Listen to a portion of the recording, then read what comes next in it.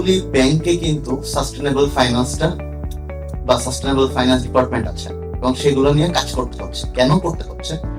একটা হচ্ছে রেগুলেটরি একটা প্রেশার আছে, ব্যাংকগুলো রেগুলেটর সেন্ট্রাল ব্যাংক। তো সেন্ট্রাল ব্যাংকে বলে দিয়েছে যে সবগুলি ব্যাংকে বা এনবিএফআই যারা আছে সবাইকে সাস্টেনেবিলিটি নিয়ে কাজ করতে হবে।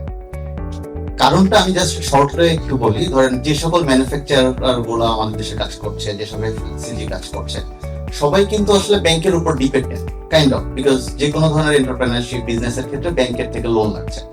তো ব্যাংকের হাতে কিন্তু টু সাম এক্সটেন্ট একটা কন্ট্রোল পয়েন্ট আছে অ্যালং সাইড যে আমাদের লোকাল রেগুলেটর, ইন্টারন্যাশনাল রেগুলেটর বা বায়ার্স।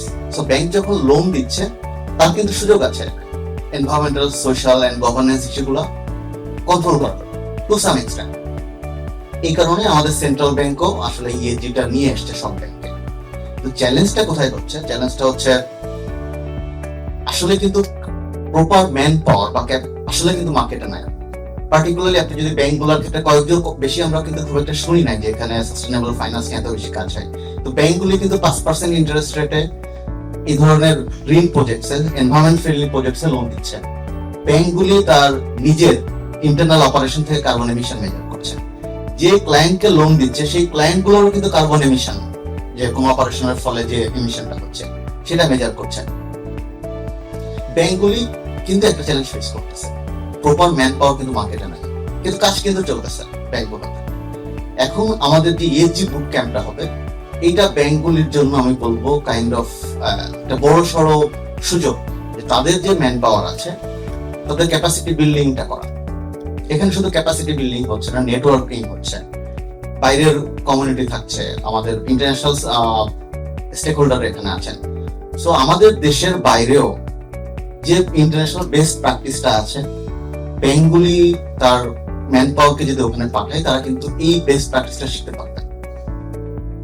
ব্যাংকেও কিন্তু এখন আসলে ইএসজি প্রপারলি ইমপ্লিমেন্টেশন ছাড়া ব্যাংকও কিন্তু ব্যাংকিং আসলে করতে পারবে না, কারণ ব্যাংকগুলি শুধু ডিপোজিটরের মানি না, তারা কিন্তু ইন্টারন্যাশনাল যেসব বিএফআই আছে, ডেভেলপমেন্ট ফাইন্যান্সিয়াল ইনস্টিটিউশন, সেখান থেকেও কিন্তু বড় করতে হচ্ছে ডলার। তারা বাইরের ট্রেডের জন্য বাইরের ব্যাংকগুলির সাথে, আর্থিক প্রতিষ্ঠানগুলির সাথে কিন্তু ব্যাংক একটা নেটওয়ার্ক ম্যানেজ করতে হয়। তারাও কিন্তু এখন ইএসজি কমপ্লায়েন্স ছাড়া ব্যাংকগুলির সাথে কাজ করতে চায় না। শুধু তো আমাদের ইন্টারনাল বা লোকাল আমাদের ডিপোজিটর দিয়ে তো আসলে কাজ হচ্ছে ব্যাংকে, ইন্টারন্যাশনাল কমিউনিটির উপরও ডিপেন্ডেন্সি থাকছে। এই কারণে ব্যাংকগুলি আসলে ইএসজির উপরে ফোকাস শুরু করেছে।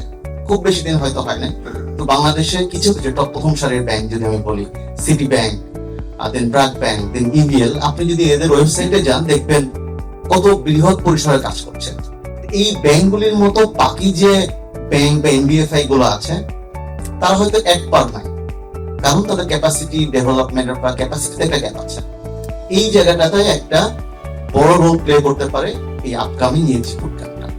সো আমি আপনাদের কাছে রিকোয়েস্ট করবো যে ব্যাংকগুলির কাছে মেসেজটা প্রপারলি পৌঁছানো দরকার, যে তারা যদি সেখানে পার্টিসিপেট করে এটা তার জন্যই, ফিজের কথা সবাই বলেছে খুব বেশি না, বরং বেনিফিটসটা অনেক বেশি পাবে।